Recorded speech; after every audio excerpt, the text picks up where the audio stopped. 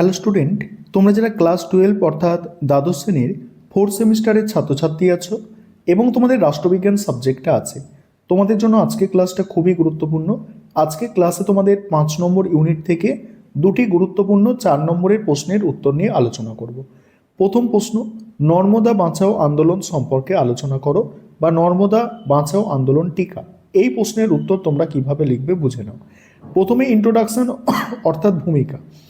স্বাধীন ভারতের সামাজিক আন্দোলনের ইতিহাসে নর্মদা বাঁচাও আন্দোলন এক অবিস্মরণীয় অধ্যায়।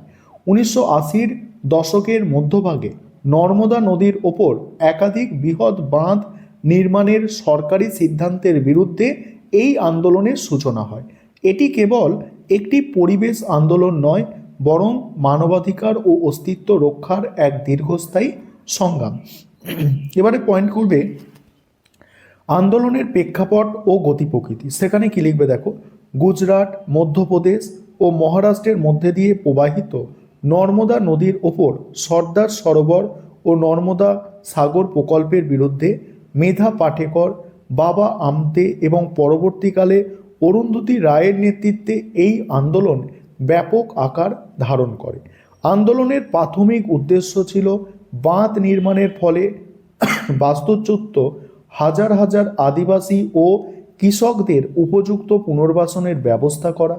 কিন্তু পরবর্তীকালে পরিবেশগত বিপর্যয় এবং বাস্তুতন্ত্রের বিনাশের আশঙ্কায় আন্দোলনটি বাঁধ নির্মাণের সম্পূর্ণ বিরোধিতায় রূপান্তরিত হয়।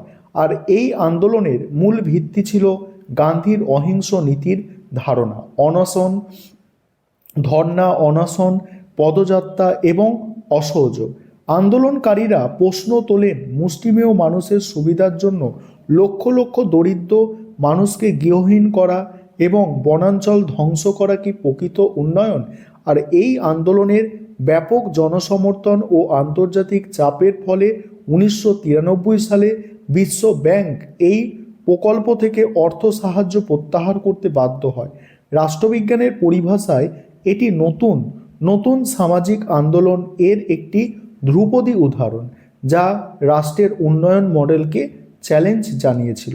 উপসংহারে লিখবে, পরিশেষে বলা যায়, নর্মদা বাঁচাও আন্দোলন পুরোপুরি সফল না হলেও এর গুরুত্ব অপরিসীম।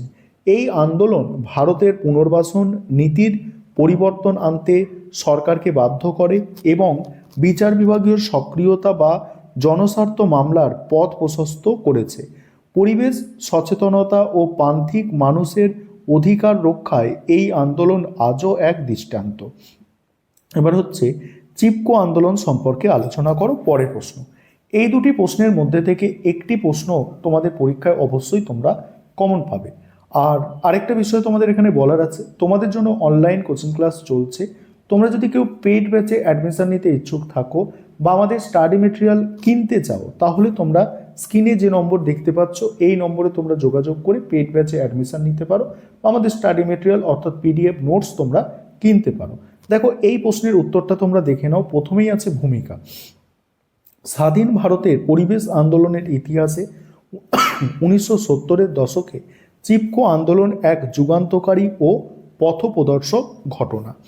হিমালয়ের গাড়োয়াল অঞ্চলের বনাঞ্চল ধ্বংসের বিরুদ্ধে গড়ে ওঠা এই অহিংস প্রতিরোধ আন্দোলন সারা বিশ্বে পরিবেশ সচেতনতার এক নতুন বার্তা পৌঁছে দিয়েছিল।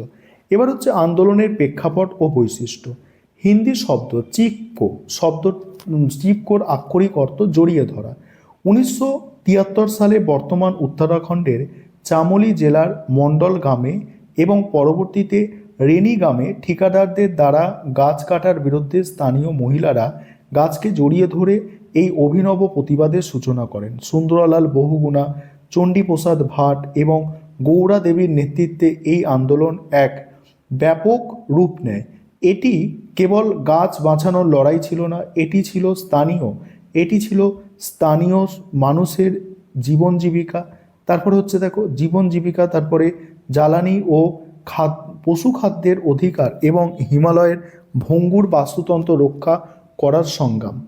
রাষ্ট্রবিজ্ঞানের দৃষ্টিকোণ থেকে এই আন্দোলনের অন্যতম প্রধান বৈশিষ্ট্য হল নারীদের স্বতঃস্ফূর্ত ও ব্যাপক অংশগ্রহণ। বন্দনা শিবা একে ইকো ফেমিনিজম বা পরিবেশ নারীবাদের উজ্জ্বল নিদর্শন হিসাবে অভিহিত করেছেন। গান্ধীবাদী সত্যাগ্রহ নীতির ওপর ভিত্তি করে গড়ে ওঠা এই আন্দোলনের স্লোগান তোলা হয়েছিল বাস্তুতন্ত্রই হলো স্থায়ী অর্থনীতি। তারপরে দেখো উপসংহার। পরিশেষে বলা যায় চিপকো আন্দোলনের সাফল্য ছিল সুদূরপ্রসারী।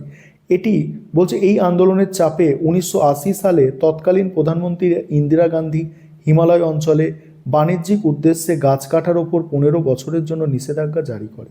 এই আন্দোলন প্রমাণ করেছিল যে প্রাকৃতিক সম্পদের ওপর স্থানীয় বা আদিবাসীদের অধিকারই অগ্রগণ্য। পরবর্তীকালে দক্ষিণ ভারতের আপ্পিকো আন্দোলন সহ ভারতের বিভিন্ন পরিবেশ রক্ষার আন্দোলনে চিপকো এক আদর্শ মডেল হিসাবে কাজ করেছে। এই ছিল তোমাদের মোস্ট ইম্পর্টেন্ট দুটি প্রশ্নের উত্তর।